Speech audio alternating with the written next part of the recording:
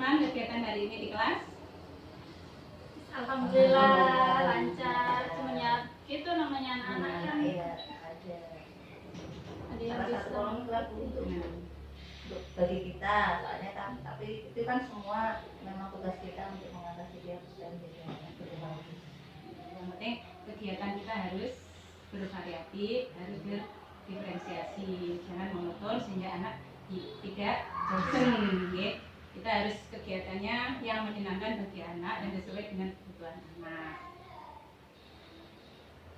Dengan Bu, bagaimana kegiatannya tadi dilakukan? Ya, hari ini tadi kegiatan di kelas saya adalah praktek sholat, menggambar ikan dan menempel gambar ikan dengan membuat sisik ikan. terus Asesmennya itu seperti apa yang diterapkan? Asesmen yang diterapkan, saya menerapkan asesmen pengamatan dan hasil karya.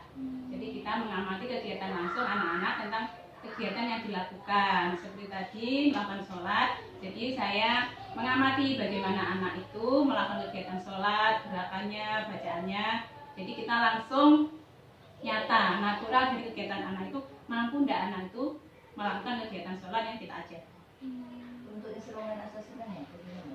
Instrumen asesmennya saya menggunakan instrumen hasil karya, yang anekdot, serta checklist. Untuk hasil karya saya terapkan di kegiatan menempel sisik ikan dan menggambar ikan. Untuk yang checklist saya melihat kemampuan anak tentang bagaimana kemampuan kognitif dari anak itu, tentang kreativitasnya. Sudah muncul belum anak ini berkreasi untuk menggambar ikan seperti itu. Terus bagaimana penerapannya? Apakah sudah sesuai dengan karakteristik anak? Untuk penerapannya kita sesuaikan dengan karakteristik anak. Jadi kita menggunakan indikator sesuai dengan yang ada di CP. Jadi kita tidak menggunakan indikator yang terlalu tinggi untuk capaiannya. Jadi kita bisa melihat CP dan sub elemen yang ada dalam CP sesuaikan dengan kegiatannya. Untuk di kelas panjenengan bagaimana? Ada kesulitan? Kesulitannya pasti ada. Kan anak kan namanya anak-anak kan dia masih sesuka hati, apalagi untuk anak playgroup itu kan. Sebenarnya dari kami juga ingin menerapkan seperti itu. Kita sama-sama belajar, semoga kedepannya bisa lebih baik lagi. Yang penting kita sesuaikan antara kegiatan dengan instrumen penilaiannya. Jadi misalnya kegiatannya kita seperti yang saya katakan tadi, untuk praktek sholat kita memakai checklist. Kan di dalam sholat tidak ada hasil karya, jadi kita checklist sama catatan anekdot kita terapkan di situ di kegiatan sholat. Jadi kita mengamati tentang perilaku anak. Jadi untuk kegiatan yang di anekdot itu, perilaku yang kita cantumkan tidak hanya perilaku yang istilahnya negatif, tapi perilaku yang positif pun kita cantumkan, kita tulis.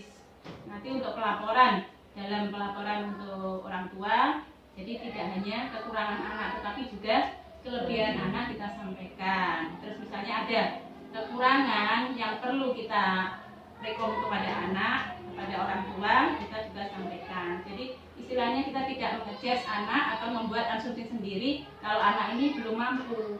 Jadi kita tahu anak itu natural dulu kegiatannya, muncul dari dalam dirinya itu bagaimana. Jadi kita tidak langsung membuat asumsi anak ini tidak mau ikut sholat, oh berarti anak ini malas. Jangan seperti itu ya. Jadi kita harus mengamati dulu anak ini tidak mau sholat, kenapa? Mungkin dia diganggu temannya, atau mungkin dia ada masalah dengan kesehatannya. Jadi seperti itu. Terima kasih masukannya Bu, ini juga buat kita biar lebih baik lagi ke depannya dalam membimbing dan mendidik anak-anak supaya sesuai dengan Ya, semuanya kita sama-sama belajar. Semoga kedepannya kita lebih baik lagi, menjadi pendidik yang berkualitas, bisa mengantar anak-anak kita menjadi anak yang soleh dan solehah, dan tentunya anak yang berguna bagi nusa, bangsa serta agama, dan berkembang sesuai dengan pertumbuhannya. Tidak berkembang karena kita tekan atau kita paksakan. Mungkin itu saja diskusi kita hari ini. Terima kasih. Kita akhiri. Wassalamualaikum warahmatullahi wabarakatuh.